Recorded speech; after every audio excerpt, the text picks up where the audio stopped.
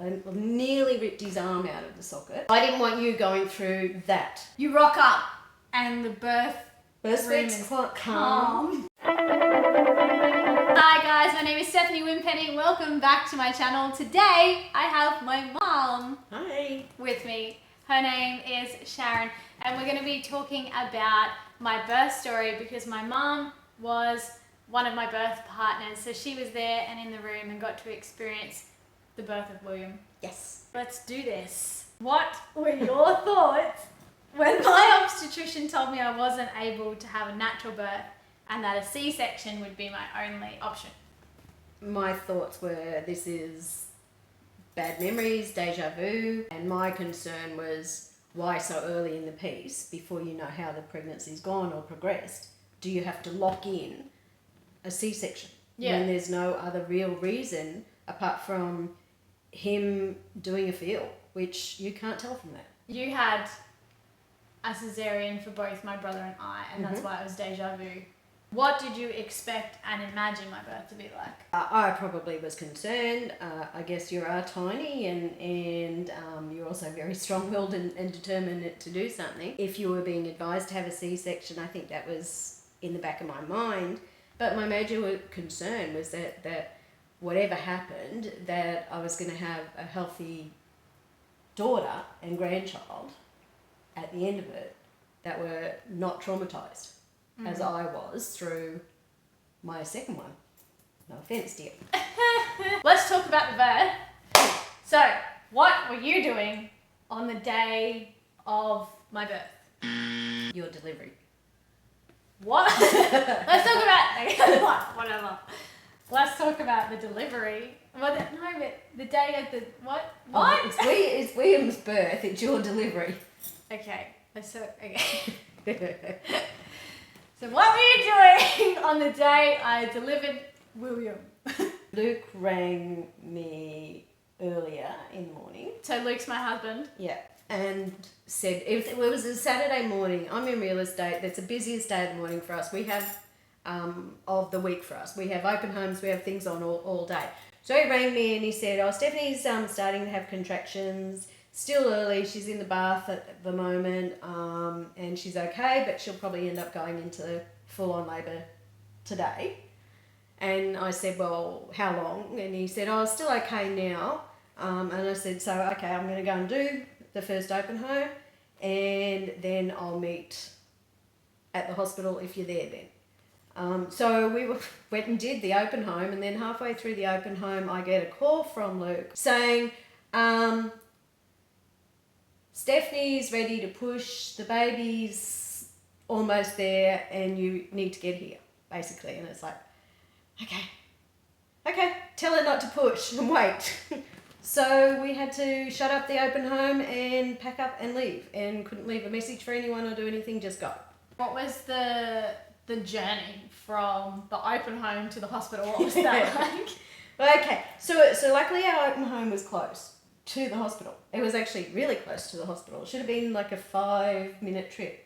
But I put the GPS on. The GPS was taking me one way, but Eric, that's my husband, Stephanie's dad, was driving, and he said he knows where the hospital is because the hospital was just down the road, but it was the wrong hospital. So same suburb, wrong hospital. So he's driving towards the hospital. I'm saying the GPS is telling us to go this way. He said, no, I know where it is. So we went in a big circle, and that doubled our time there. So we got to the hospital and I made it in time, but it was, panic stations. Yeah. Did you have a domestic at all? How did that go? We have domestics anyway, but I knew you had your husband there, and I knew your mother-in-law was there and your sister-in-law. I knew you had the support there. Yeah. But I wanted to be your support person there, and I didn't want... This is what we trained for! I didn't want to get there and have Willaim born already. Yeah. I wanted to be there for that. What were you expecting to see, hear, or feel when you entered the birth room, the room I gave birth in? I think I was expecting it to be a bit more frantic, you know, because it all happened quite quickly and quite suddenly. I was concerned that you were going to have problems because of the history through the obstetrician and all the way through, and just not knowing, and my own history of knowing that I had a cesarean. So what is your back history? Because I think that will help people understand your concern. Well, I had cesareans for both of mine. My first Curtis, I went to the obstetrician, was dilating, went home over the weekend, hadn't progressed, hadn't gone anywhere. He sent me for an x-ray and said basically the head's too big for your pelvic outlet, you're going to need a cesarean. But that was like, okay, I've got time planned. I had an epidural, not a pleasant experience, and he was born. It was quite good, and his father was there. With you, I had a cesarean as well. Right from the start, I was just told, you're going to have a cesarean, no questions asked. And 30 years ago, that's probably acceptable, even though I had a nursing background and probably could have questioned more. I was really probably a bit naive on giving birth myself. So I just went with that, had a planned cesarean, but your cesarean, they gave me a spinal. Again, not a pleasant experience. Is a spinal and epidural different? Slightly different, the level of anaesthetic or the how far down, the positioning of where they inject the anaesthetic is slightly different. Okay. But he didn't let it take. So when you were being born, the anaesthetic hadn't set in. And I said to him, I can feel this, when he cut. And he said, no, it's just pressure. And it's like, no, it's pain. It's the knife. And your dad was with me. I nearly ripped his arm out of the socket because he didn't stop, didn't wait, just continued. And then I pushed down, bed down to push you out, pop your head out. But which should have been a beautiful experience, but because I was in pain and being ignored, it was not a good experience. Mm. So that's going through the back of your mind. So I didn't want you going through that. So that was panicking me, but that was just through the whole process, because it was always going to be in the back of our minds from what my experience, from what your original obstetrician said. So he planted this seed of doubt that just continued on, and then you have your own experience that sits there as another seed. Yeah. So that you rock up and the birth room is quite calm. Yeah, it's calm, it's peaceful. You're lying there quite serene and relaxed, and you're breathing. I can see that there's a process being involved, and there was obviously pain, but you were managing that pain, more like internalizing that pain and putting it down into the bearing down and the birth, rather than externalizing it and screaming and yelling and carrying on at everyone else. So how does that make you feel? Well, for me it was a bit more reassuring. Like, you're the mother, you know what you're doing. If you were calm and relaxed and everyone else was calm and relaxed, I was comfortable that the birth was going to be good. What surprised you most then about the way that I was able to give birth? So you said it was really calm and relaxing, serene. You actually really had very little stress involved in it. There was a nice, what would you say, a zen feeling about it. It just felt good. Yeah. There's something about, I can't describe it or explain it enough, but literally when I gave birth to Willaim, I felt like all of the people in my life who'd passed away were there. Mm-hmm. In some spiritual realm. It was really weird. I felt so connected.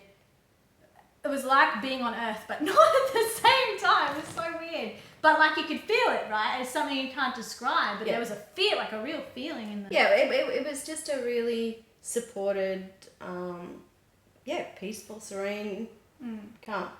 Being a nurse, I've been in birthing suites and been in emergency situations, and I know how I would be through the process.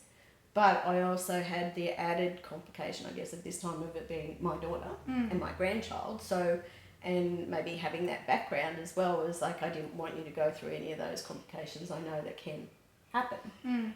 But I didn't have that fear of those complications once I got into the birthing suite. Yeah. Because there was no sense of it. Yeah. And it was just a really, nice place to be. As a mum, to witness your daughter giving birth to your first grandchild, how does that impact you?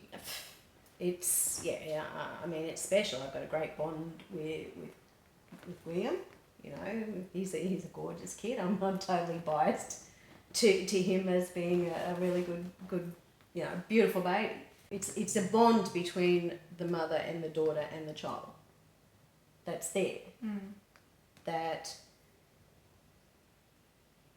you can't experience if you're not there, and you can't explain it. Probably really a better experience than my own 2 births or deliveries. No offense.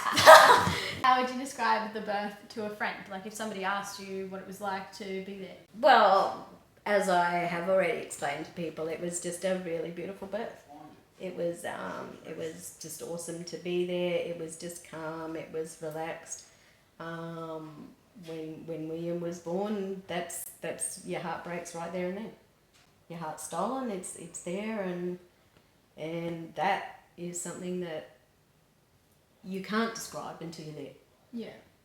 It's as simple as that. But the birth itself, it was really the most relaxed, the most calm, most serene delivery I've been in.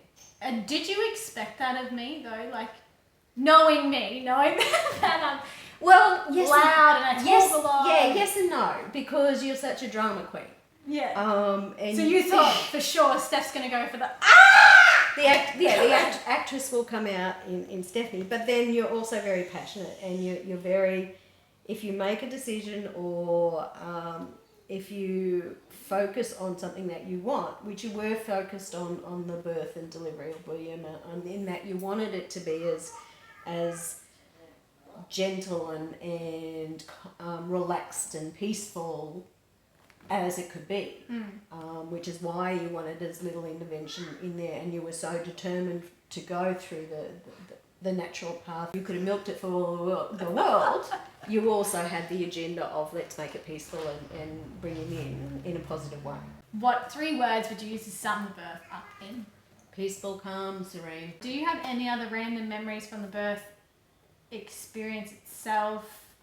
Sorry, the delivery experience itself? I can remember that there were a couple of times where the staff, I guess the nurses and the midwife or the obstetrician, where they wanted to intervene, and you were very, very strong on, no, I'm fine, I'm going to deliver this baby, he will be fine, I will be fine. So you had your plan and you stuck to it. No one else knew the plan though. I had my birth plan there and no one read it. I knew it. Yeah, and you didn't want the intervention with Willaim any more than needed to be there, but I think they respected that. I mean, they did very much that, you know, they weren't necessarily happy that you didn't want any intervention. But once he was born and he was okay, you know, they, when he was out, they did give in to you straight away.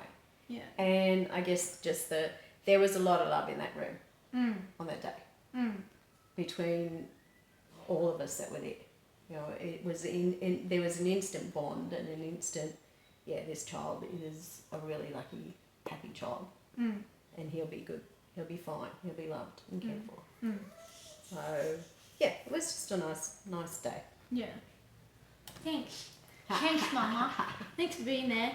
We had, just like, I remember when you came in and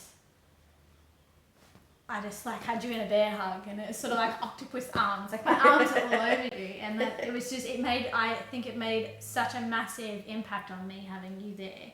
And then I think in my mind it gave Luke a break as well, because he'd been looking after you me all night and well, he didn't do anything all night, but he'd been looking after me. He was there. He slept next to me all night. But anyway, so he looked after me all morning. So I think when you got there, I just felt like I instantly felt like I'm ready, and like just having you there, I think made a massive impact, and I really think it did impact me. You could feel that. You definitely can feel that in the birth suite. I think it's nice too to reflect on it.